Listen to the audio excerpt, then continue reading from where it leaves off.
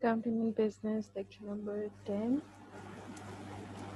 Today we're going to study about leadership, management and supervision, authority and responsibility, the difference between authority and responsibility, the different types of power.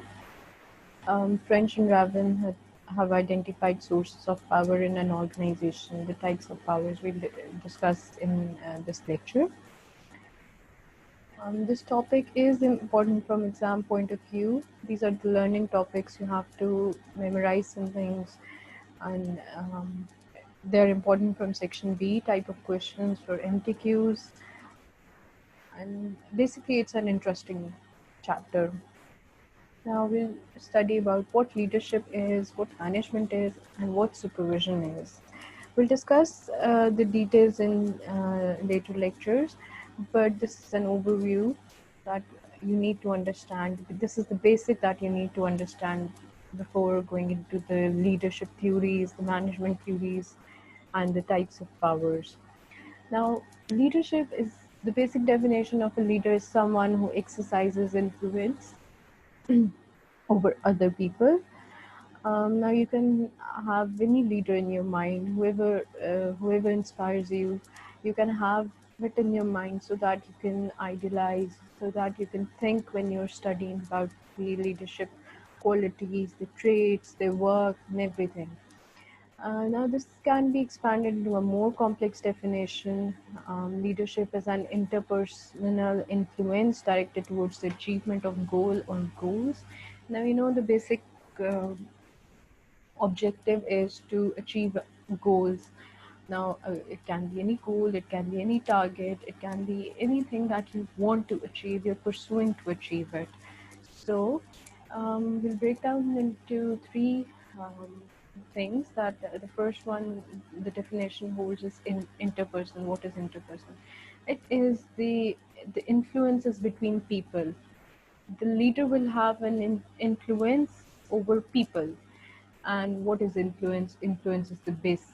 Basically, influence is the power to affect others.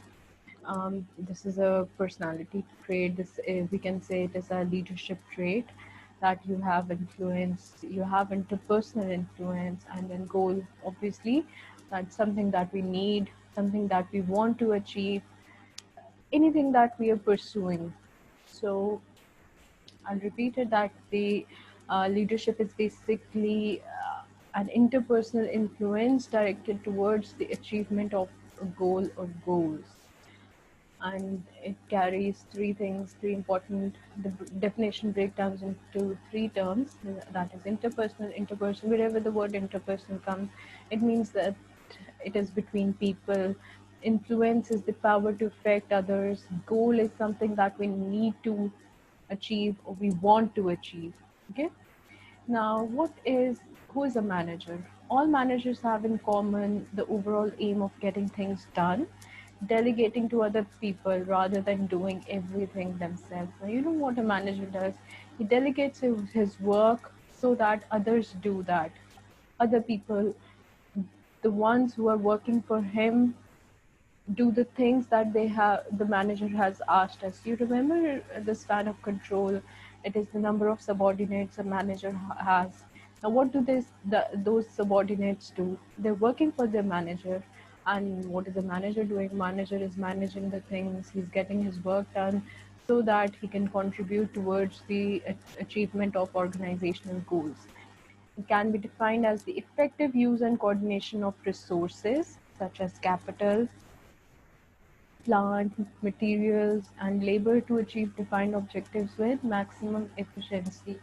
Now, when we see that the common aim of manager is getting things done, we we um, we have a perception that it is something that is very easy. The manager has the most easy job of getting work done from others, whereas it is not that easy.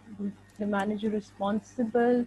The manager is responsible for the effective use and coordination of resources. Now, what is a resource?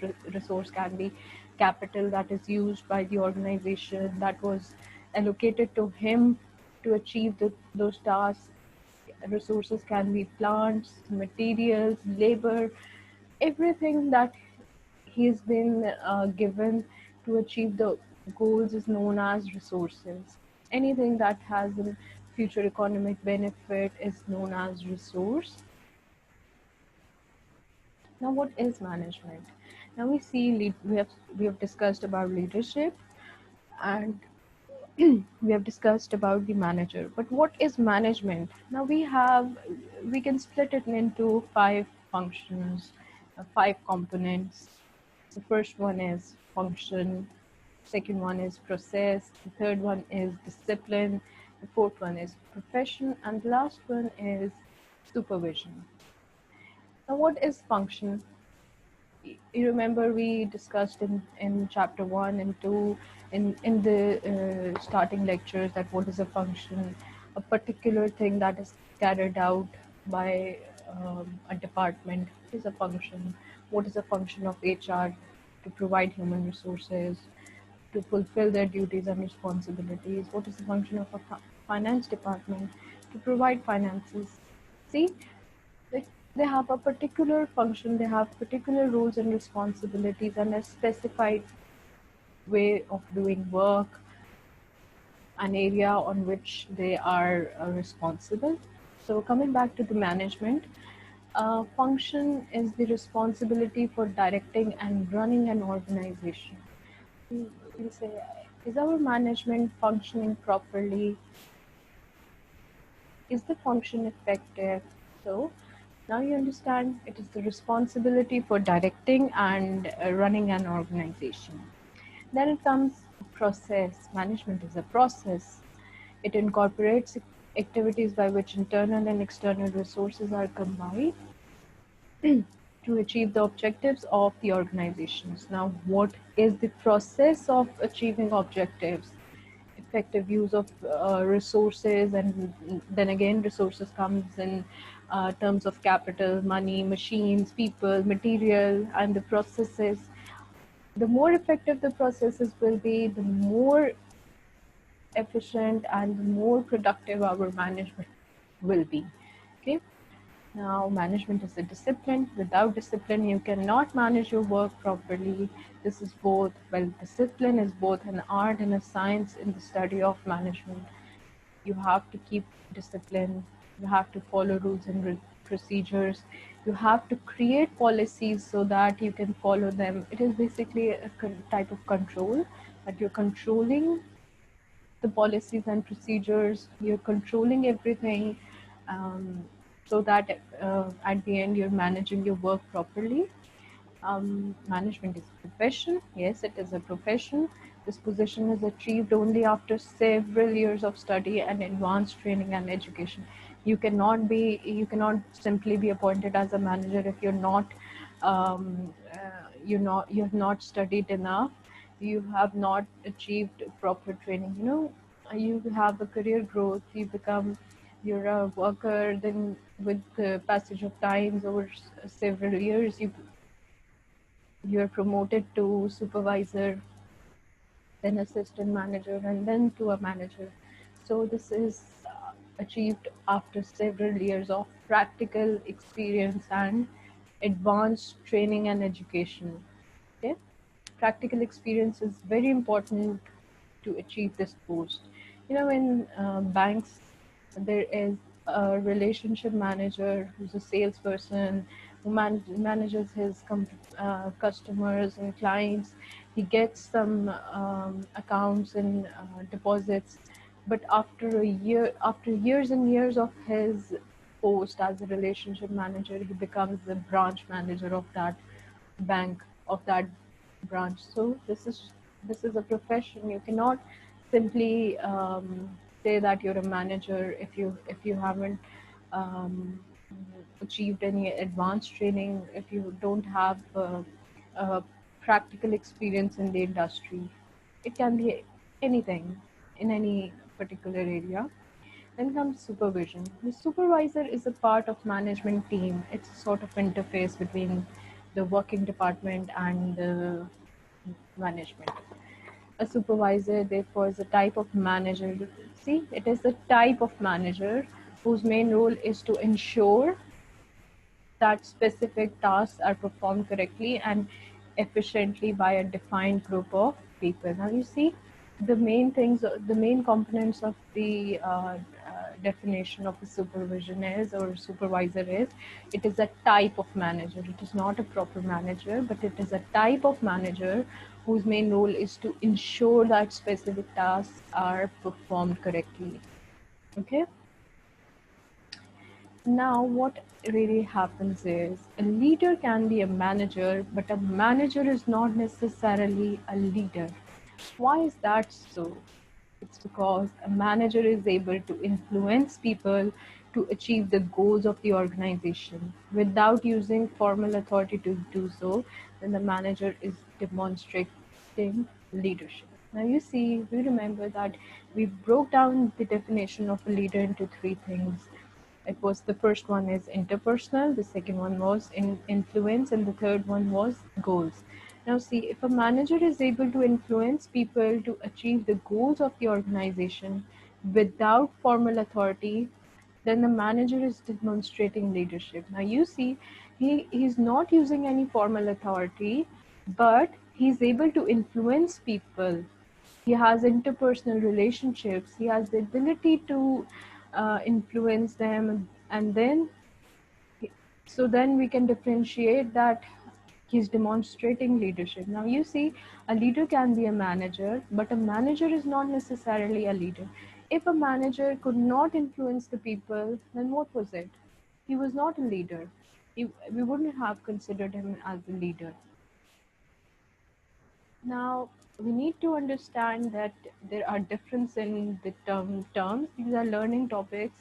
And once when they're clarified in your mind, then it's very simple. Authority and responsibility. Now, see, authority is the right to give orders and the power to exact obedience. Okay? We expect obedience. We have the right to give orders.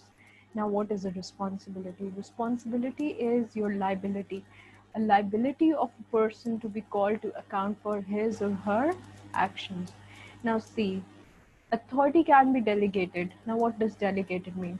Delegated is basically that what a manager does. He delegates his work to his subordinates, and he expects the subordinates to do work for him. This is like authority is delegated to the subordinates. And now what is it? When your manager is giving you work, the subordinate is responsible for the tasks that are delegated to them. Now see that responsibility cannot be delegated to others. Okay, when you as a subordinate is given a task, so now you are responsible for the work. You cannot delegate your responsibility to others. Okay, a manager can delegate his authority and what tasks he is assigning. It is their responsibility to fulfill those tasks. Okay, now what is the actual link between authority and responsibility? Now see, responsibility, we'll discuss about the responsibility with authority and authority without responsibility. Now how is it possible?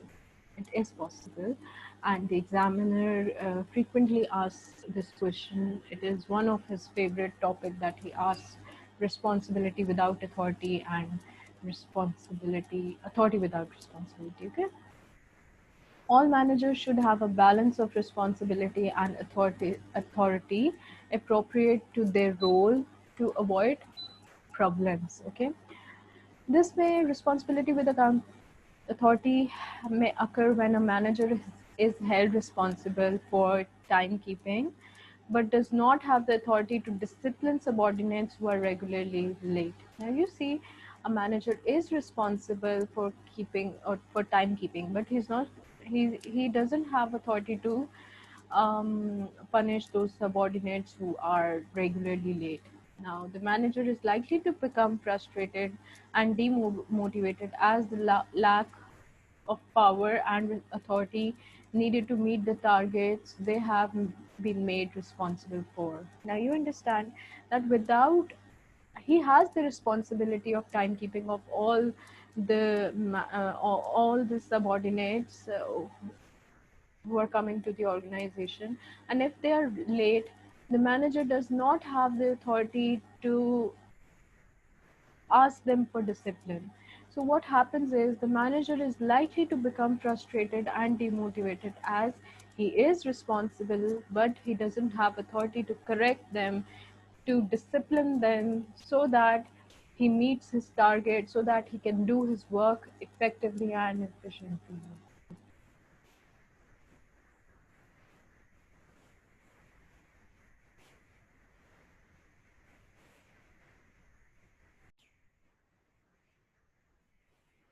Authority without responsibility. A personnel department may have the authority to employ new members of staff, but are not held responsible for the quality of employees that they have selected.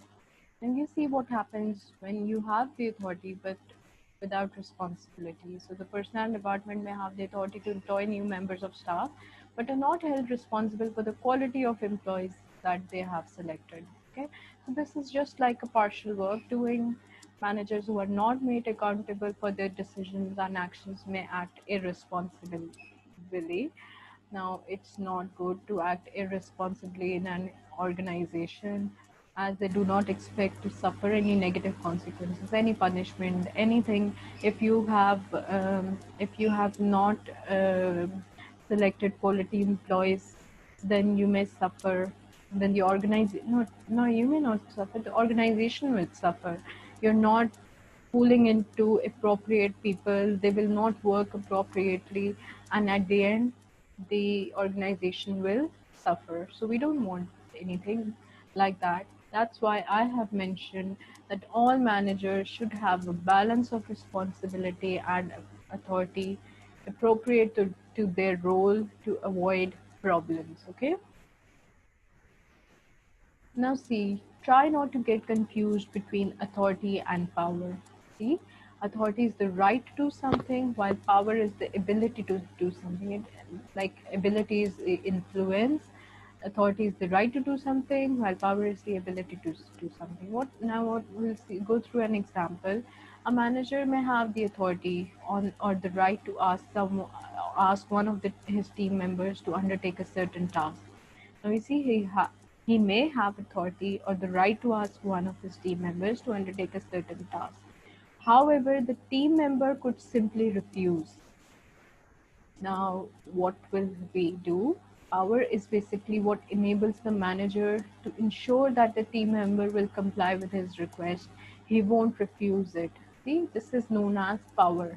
That the manager will have the power to ensure that the team member will comply with his request, his orders, and he will not reject it. Okay, this is the difference, and these are the frequent questions that examiner keeps asking about the difference between authority and power, responsibility as well. Now we'll study about the types of power. Now you remember what power is? It is the ability to do something. Okay, so French and Raven have identified 5 spaces of power, and later on he added 2 more bases. The first one is expert power. Now you know it is the ability to do something. Now what is an expert? Expert is someone who is doing specialized work in an organization. And IT, you can say that who is an expert? An IT expert, someone who is specialized in a particular field, is known as expert. And the work of expert cannot be carried out by any other person. We need an expert in an organization. Now, what is expert power? Expert power is based on the person's superior skill and knowledge. Now, you see what superior is? Though that skill and knowledge that other people do not possess. The next one is coercion power. We usually say as coercive power. It is a sort of negative power. It comes from the belief that a person can punish others for non-compliance. Okay, it's a sort of negative power, coercive power, and it is based on a person's ability to punish others for non-compliance. Then comes the reward power. It is telling by its name. It is the power that a person can compensate other for compliance, can give rewards, bonuses. He is in a position to exercise his power. He's in a position. He's able to reward the reward his subordinates to for compliance, for any good thing, for meeting targets, for anything, any good thing. Okay. Legitimate power. Wherever the word legitimate comes, it means that the power is by law. Legitimate power comes from the belief that a person has formal right to make demands and to expect compliance and obedience from others. Then comes the referent power. The referent power is basically on social basis, on reference. Reference power is the result of a person's perceived attractiveness, worthiness, and right to respect from others. This is sort of reference, interpersonal influences, social influences. We usually say that this power is by reference, legitimate power is by law, rewards power is by achievements, horrific power is negative power, and expert power comes from experts. Okay, the ones who have superior skills and knowledge. Now then he later, French and Raven further identified two powers. The first one is resource power. You know, what is a resource? Um, Resource can be capital, resource can be staff, machinery, processes, anything that gives a future economic benefit to the organization. But here we'll say that this is a power based on control over key resources. For example, a union may have power over an organization as it can control whether the organization's employees go on strike. The union therefore controls a key resource. You see that a union is controlling the key resources of the organization. They're controlling our working force, our employees who are doing work. Negative power is the ability to use destructive behavior and attitudes to prevent things from happening.